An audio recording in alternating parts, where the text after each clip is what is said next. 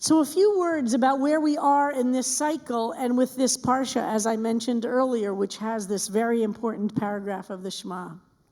This is Parshat Eikev, which means we're moving through the book of Deuteronomy. And those who are following the parshiot closely, there's a very painful and profound texture as the story is coming closer and closer to the end. This is the period in which Moshe Rabbeinu, Moses, is reviewing his life, really, and the life of the people, and retelling the story, which we've already heard, sometimes a little differently, as people retell the stories of our lives at different times, sometimes quite similarly, but it's the time of telling what happened, but close to the end of his life. It's what many people call in the business, the life review that a lot of people go through. Should we be lucky enough to live to an old age? Very common to begin this process of a life review. Of course, it's also happening in this season between Tisha B'Av and Rosh Hashanah, leading up to Elul, where we all should be in some form of a life review, an annual review. So it's a little bit of a reminder. We have Moses going through this process of looking back on his life, reviewing with great detail in some cases and quite a lot of honesty his mistakes, the mistakes of the people, the mistakes of God. There are a lot in all three categories, and Moses reviews them, and it's as if, and I think we all know what this is like, there's a search for meaning at this point. There's no longer a relitigation of who was right and who was wrong. It's really about trying to understand the takeaway. What does it mean? What does my life mean? That there were all these mistakes. And this parsha continues to go through a lot of those mistakes in great detail. But it is part of this period, not but, and, or something else besides but. I didn't mean but. It is during this period of this 7 weeks of consolation, which is also part of this, because the 7 weeks of consolation are the lead up to Rosh Hashanah, this interweaving of reflection, of self-reflection, which Moses is doing, and the period of time leading from Tisha B'Av to Rosh Hashanah, and doing self-reflection on the year and on our life, preparing to enter into the days of awe with some openness and some new level of understanding. But the 7 weeks are known, as I mentioned last week, as weeks of consolation, because Tisha B'Av was so painful, because it is a moment of intense concentration of sadness and opening ourselves, if we do it right, to a awareness of so much loss, that we have to have these weeks of consolation. And I don't think it's insignificant. Tisha B'Av is one day, and yes, there are 3 weeks of mourning leading up to Tisha B'Av, but there are 7 weeks of consolation. I think the imbalance in those numbers reflects a lot of truth, right? It takes a long time to recover from sadness. It takes a long time to recover from heartbreak. And part of the truth of our tradition is how deeply honest it is about how difficult recovery is, how much pain there is in the world and in our hearts and in our lives. It doesn't gloss it over. And this cycle that we're in, I think, reflects that really powerfully. The Kotzker Rebbe said very famously, and some of you have heard this before, that there is nothing as whole as a broken heart. There's this depth in our tradition that brokenheartedness and the shattering of the tablets, which also is discussed in this parsha, is absolutely a part of life itself. Not a detour that we have to kind of veer back to the perfect, glossy life, but that broken hearts and the shattering of the tablets are actually what life is. So tonight I want to talk a little bit about that, and some of the things that I've seen and I feel and I've experienced myself, and how I believe our tradition offers us some consolation in this period of consolation. So this parsha has one of the repetitions of the stories, and it is told in great detail in this parsha, is Moses going up the mountain the first time, after 40 days, coming down and seeing that the people completely were out of fear and despair, had created the Egel Hazav, the golden calf, and Moses famously bursts out into, from terrible anger, uncontrolled anger, which, by the way, you have to see that he learned from God's behavior. This absolute out-of-control anger, he has no self-control, he breaks the tablets, and God's anger, he kills a lot of the Israelites out of anger, and there are many days of crushing anger and yelling and despair and death. And then Moses regains some composure, and God says, I'm done, I'm going to kill them all. These people, I have taken them out of slavery, I've given them this, I've given them no gratitude. Who are these people? Their attitude is just give me, give me, give me. And God says, I'm going to kill them all. And Moses comes back from his anger and says, we got to try it again. Goes back up the mountain, 40 more days, comes down, and we know it is on Yom Kippur he comes down 40 days later. And we're told, because the Midrash tells us, because of the text, that Moses, when he put the second set of tablets in the Ark of the Covenant, in the Holy Ark, he also put the shattered pieces from the first one he broke. And the two together were the Holy Ark, the things that were in the Holy Ark, both the whole, the second chance one, and the first one, which was shattered to smithereens. We sometimes need to share the stories of our broken hearts and to listen to the stories of others. Sometimes that's all there is. Mary Oliver, in that great poem of hers, says, tell me about despair, yours, and I will tell you mine. Sometimes this retelling of the story that Moses does during these weeks of consolation is, I think, part of what we know that helps people repair from tragedy. Think about how many times we've told the story of 9/11 and how it helped us to shape meaning out of those horrific days. In this parsha, all the times the people failed gets repeated. All the times that God fails gets repeated. All the times that Moses failed, over and over again. All the times that fear overcame people in desperation and anger. There's power in telling the stories. One could argue that if you were putting together the sacred text that would be the core text of our people, it would not be filled with so many examples of how God, Moses, and the people fail. But that is essential to who we are as human beings. There is power in telling the stories of pain.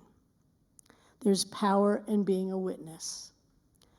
And at CBST, I have been a witness to a lot of people's pain. Sometimes it shimmers just below the surface, and sometimes it's on the surface, and sometimes it fills the whole room. There's a lot of pain that doesn't get discussed. There's a lot of pain that human beings are carrying around in the world in which we live. I want to mention a few of them because I think we need to surface them. There's a great deal of pain in our community around children. This isn't the same pain that I discussed, although some of it is still there when I gave that Drashah of mine that many of you remember, that it was time for CBST to open up to children. But I had to acknowledge then, and I do now, that there is still so much pain for people who came out at a time when having children was not a possibility, that one had to choose between having kids and going into a heterosexual marriage, which many in our community did, or not to have kids. There still remains deep, deep, searing pain in our community. And when there are children in our community bouncing about happily and people talk about their kids, know that there are still people in this community in deep pain about not having kids. And then there are children in our community who, despite the idea that we as an LGBTQ queer community would somehow raise kids so differently than generations before, and that the children of our families would somehow be so well adjusted and so fantastic and just so open and just pure and without any of the problems we live with, guess what? There are many people in our community whose children are really suffering. There are many people in our community whose children are devastated by addiction, whose children are in prison, whose children have become radical right-wing people who reject the LGBT community. These people can't speak publicly about their kids in our community necessarily, because we have not created an environment in which it's okay to have kids that aren't perfect. Not only not perfect, but really deeply, sometimes mentally ill, sometimes really in places of tremendous pain. I believe we have to create more room for this. We imagined that coming out would mean we would all be pure and it would all solve all of our problems. We only had to come over the hump of coming out. Guess what? It turns out there's a lot of problems after coming out. Relationships don't work out. There's pain of loneliness, of isolation, of being single when people don't want to be single, or people assuming they don't want to be single. We have focused so much on the struggle to get gay marriage, we forgot to adequately prepare for the pain, the expense, and devastation that legal divorce is, and the impact especially on the children.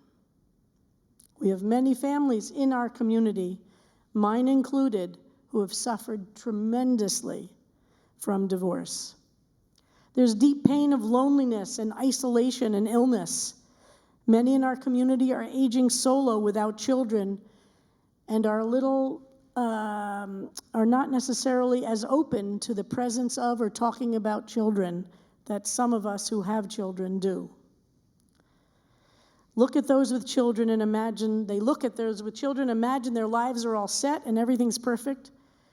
But there are so many with children in our community, and they don't have the children that the image often creates. Guess what? We are all human beings who are suffering broken hearts. We have the crises of the world, and I speak about them often, but tonight I really want to focus on the crises in our personal lives. There is long-term COVID. Oh my God, how much have I heard and listened to so many in our community who are really suffering from long-term COVID. Rabbi James is going to be leading a monthly group starting in September for long-term COVID, for folks who are dealing with long-term COVID and just want to have a place to come and talk about it and deal with it. We don't have any magic wands. So the wisdom I get in these 7 weeks of consolation,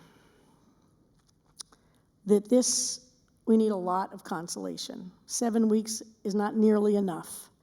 Be gentle with yourselves if you are suffering. That's the first thing that our tradition tells us. Pain is a part of being a human being. Secondly, this parsha also says the famous line, every human, it says man, but I translate it, human, cannot live on bread alone. Turns out we need music, we need art, we need beauty, we need joy, we need friendships. We have deep human needs that go way beyond the minimal sustenance, which we, of course, absolutely need. That does a lot for consolation. We need friendship, we need connection. The community needs to be ever deepening people's sense of connection one to the other. And it starts with being willing to share our own stories, to be the Moshe Rabbeinu, to share his own story. We need to share ours. We need to be able to listen to others. We need to acknowledge that every single one of us has 2 sets of tablets that we're schlepping around all the time, and they are heavy. One set is broken and just shattered shards that we're schlepping around on our back all the time. But at the same time, each of us is whole in our holiness. Each of us is a holy reflection of the best of humanity. We're both, it turns out. As everyone knows, Psalms mean a lot to me, and for me, consolation and Psalms go deeply together. In Psalm 147, there is a description of God that I want to offer everybody as an image of God to pray to most deeply in these moments when we need consolation, as we prepare to move into the days of awe. Judaism is criticized sometimes as being a religion where God is angry and punishing. But in fact, there are many beautiful images for God. And in Psalm 147, God is called Harofeh L'Shvurei Lev, the one who heals the broken heart. So imagine as we pray for these next few weeks moving into Rosh Hashanah, replace every image you have for God and replace it with the healer. God is the healer of the brokenhearted, and that's who we pray. Healer of the brokenhearted, binder of our wounds, the psalm says. You know who we are. Healer of the brokenhearted, binder of our wounds, please God, see us. Harofeh, the healer of our broken hearts. Harofeh L'Shvurei Lev, Binder of our wounds. Uchabesh Le'atzvotav, Binder of our wounds. Moneh Mispar, Counter of the uncountable stars.